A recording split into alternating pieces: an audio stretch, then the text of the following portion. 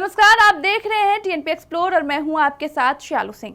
वैसे तो सिनेमा जगत में एक से बढ़कर एक खूबसूरत एक्ट्रेस रही हैं, जिन्होंने अपनी सुंदरता का जादू दर्शकों पर चलाया है। उस समय एक ऐसी भी अदाकारा थी जो अपनी सादगी से छा गई थी। जी हाँ, हम बात कर रहे हैं सुजाता, बंदनी, छलिया जैसी बेहतरीन फिल्में देने वाली नूतन की। अपनी नेचुरल एक्टिंग से लोगों के दिलों पर राज करने लगी थी। लेकिन कहते हैं ना, सिक्के के दो पहलू होते हैं, वैसे ही एक्ट्रेस नूतन का भी था। परिवार तो फिल्मी बैकग्राउंड से था और माँ भी जानी मानी एक्ट्रेस और डायरेक्टर थी। लेकिन इतनी सक्सेसफुल हीरोइन का अंत बहुत दुखद हुआ। क्या है पूरी कहानी, देखिए इस वीडियो में। मिस इंडिया बनने वाली पहली एक्ट्रेस जो खुद को मानती थी सबसे बदसूरत लड़की। सादगी थी पसंद लेकिन थी असाधारण। खूबसूरती से तो जीते लाखों दिल, मगर रोंगटे खड़ी कर देगी आप बीती।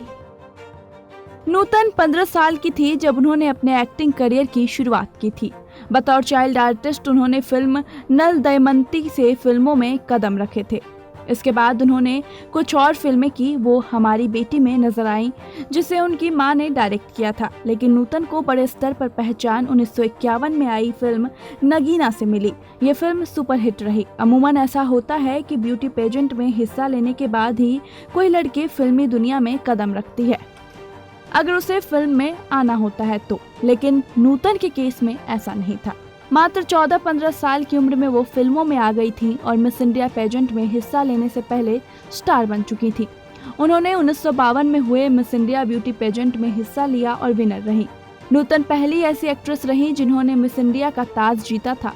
दरअसल 1952 में 2 मिस इंडिया ब्यूटी पेजेंट आयोजित किए गए थे, जिन्हें नूतन और इंद्राणी रहमान ने जीता। नूतन को उसमें मिस मसूरी चुना गया था।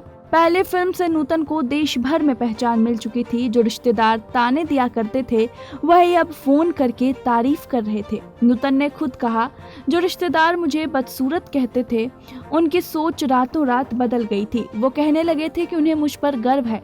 वहीं आपको बता दें कि पढ़ाई के बाद भारत वापस आकर नूतन ने 1955 की फिल्म सीमा में काम किया। बेहतरीन कमबैक से उन्हें पहला बेस्ट एक्ट्रेस का फिल्म फेयर अवार्ड मिला। दिल्ली का ठग फिल्म में नूतन स्विम सूट पहनने वाली पहली अभिनेत्री बनी।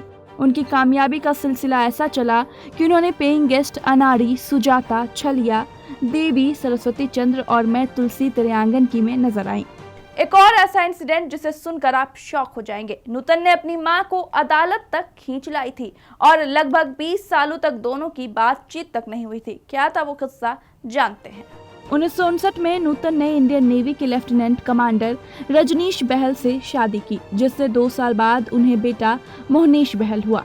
नूतन को फिल्मों में लाने वाली मां शोभना को बेटी के चलते अदालत के चक्कर काटने पड़े। जी हाँ, दरअसल नूतन ने मां पर उनके पैसों का गलत तरीके से इस्तेमाल करने का आरोप लगाया था। दोनों का झगड़ा ऐसा बढ़ा कि उन्होंने 20 सालों तक बातचीत नहीं की। गुस्सा इतना था कि नूतन एक बार अपनी मां को देखकर फ्लाइट से उतर गई थी। शोभना ने एक इंटरव्यू में कहा कि नूतन ने अपने पति के बहकावे में आकर ये सब किया है। आपको जानकर हैरानी होगी कि दमदार अदाकारा नूतन को लोग बदसूरती के ताने तक दिया करते थे।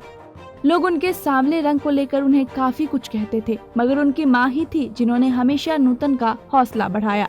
इसके बाद नूतन ने जब मिस इंडिया का खिताब जीता तो लोगों के मुंह खुद ब खुद बंद हो गए थे।